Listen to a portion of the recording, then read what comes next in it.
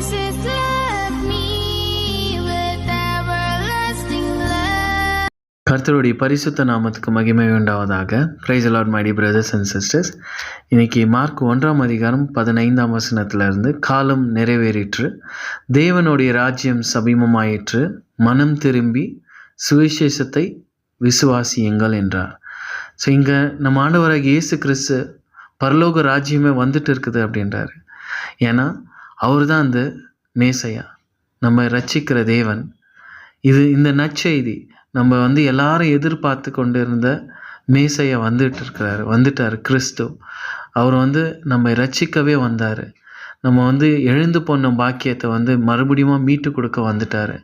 நம்ம பரலோக ராஜ்யத்துக்கே போக முடியாத நம்மளை அவரோட ரத்தத்தால் நம்ம பரலோக ராஜ்யத்துக்கு சேர்க்க வந்துட்டார்.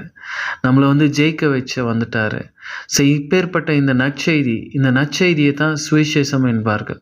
ஸோ இந்த குட் நியூஸை இந்த காஸ்பலை நாம் தெரிஞ்சு கொண்டோம். நாம் பாக்கியவான்கள் கிறிஸ்துவர்களாக இருக்கிறதுனால நம்ம இந்த நற்செய்தியை தெரிஞ்சு அதை புரிஞ்சு அதை விசுவாசிக்கும் போது நாம் பரலோக ராஜ்யத்துக்குரியவர்கள் அப்படின்ட்டு. கிறிஸ்டியன் அப்படின்னாக்கா நம்ம பரலோக ராஜ்யத்துக்குரியவர்கள் அப்படின்ட்டு. அதே போல் இந்த காஸ்பலை நம்மளை சுற்றி இருக்கிற இந்த உலகத்துக்கு நம்ம சொல்லணும்.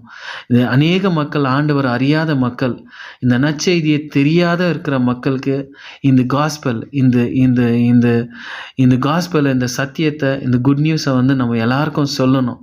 சொல்லி அவங்களையும் பரலோக ராஜ்யத்துக்கு சேர்க்கணும். இந்த குட் நியூஸை இப்போ எங்கன்னா ஒரு வாருக்கு போயிட்டு அந்த வாரில் ஜெயிச்சுட்டு வரும்போது அந்த நற்செய்தி கொண்டு வராங்க பாரு, இந்த நாட்டை நம்ம ஜெயிச்சிட்டோம் அப்படின்ட்டு.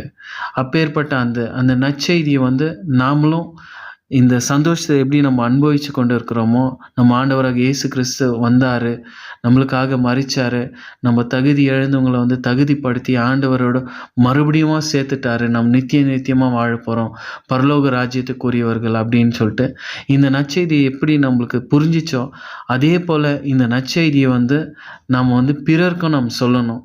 இந்த காஸ்பலை சொல்லி அவங்களும் பரலோக ராஜ்யத்துக்குரியவர்களாக நம்ம மாற்றணும். அவங்களும் அதை விசுவாசிக்கணும்.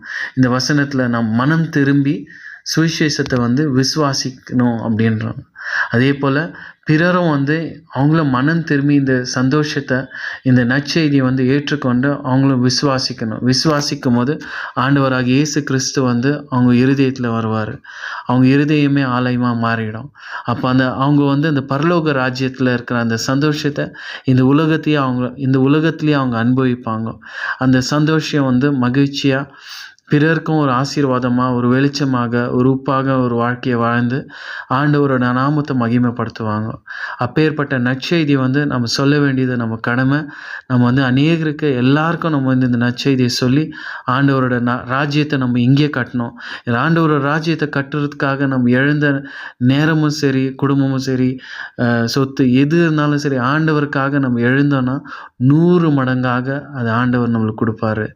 அது மாதிரி இந்த உலகத்தரமான ஆசீர்வாதங்கள் ஆண்டவராகிய இயேசு கிறிஸ்து மட்டுமே. அதை நம்ம விசுவாசித்து அத்தையே நம்ம ஃபோக்கஸ்டாக போகும்போது எல்லா விதமான ஆசீர்வாதமும் நம்மளுக்கு பின்தொடர்ந்து வரும்.